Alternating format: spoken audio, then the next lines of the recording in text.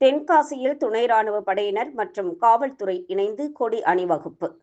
தென்காசி நகர் பகுதியில் 2026ஆம் ஆண்டு சட்டமன்ற பொதுத் தேர்தலை முன்னிட்டு பொதுமக்கள் பாதுகாப்புடன் வாக்களிப்பதை உறுதிப்படுத்தும் வகையில் துணை ராணுவ வீரர்கள் மற்றும் காவல்துறையினரின் அடையாள கொடி அணிவகுப்பு ஊர்வலம் நடைபெற்றது. தமிழகத்தில் விரைவில் 2026ஆம் ஆண்டுக்கான சட்டமன்ற பொதுத் தேர்தல் நடைபெற இருக்கிறது.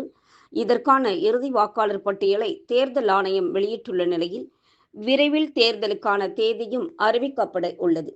இந்நிலையில் தென்காசி மாவட்டத்தில் உள்ள முக்கிய நகர பகுதிகளில் தமிழ்நாடு காவல்துறையினர் மற்றும் சத்தீஸ்கர் மாநில துணை ராணுவ படை வீரர்கள் சார்பில் காவலர் அடையாள அணிவகுப்பு ஊர்வலம் நடைபெற்றது.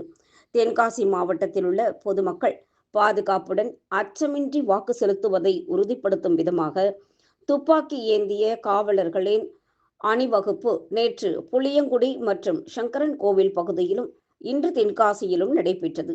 தென்காசி மாவட்ட காவல்துறை கண்காணிப்பாளர் மாதவன் தலைமையில் தென்காசி அருள்மிகு காசி விஸ்வநாதர் கோவில் முன்பு இருந்து புறப்பட்ட கொடி அணிவகுப்பு ஊர்வலம் சுவாமி சன்னதி, மலையான் தெரு, மவுண்ட் ரோட், வேம்புடி, பள்ளிவாசல் தெரு, சொர்ணபுரம் தெரு, கீழ்ப்புலியூர், வாய்க்கால் பாலம், மெயின் ரோடு வழியாக 7 கிலோமீட்டர் தூரம் சென்று மீண்டும் சுவாமி சன்னதி வரை சென்று நிறைவடைந்தது. இந்த கொடி அணிவகுப்பு ஊர்வலத்தில் துணை இராணுவத்தினர் 150 பேர், தமிழ்நாடு காவல்துறையினர், பெண் காவலர்கள் என 100 பேர் உள்ளிட்ட 300க்கும் மேற்பட்டோர் பங்கேற்றனர்.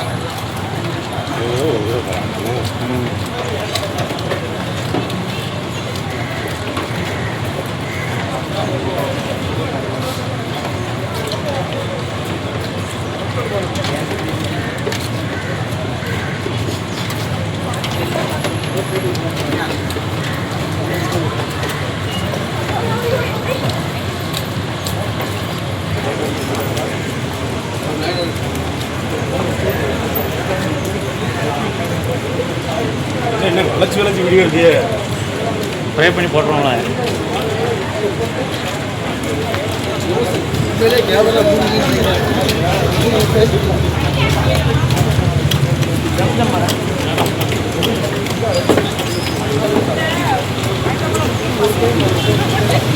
Why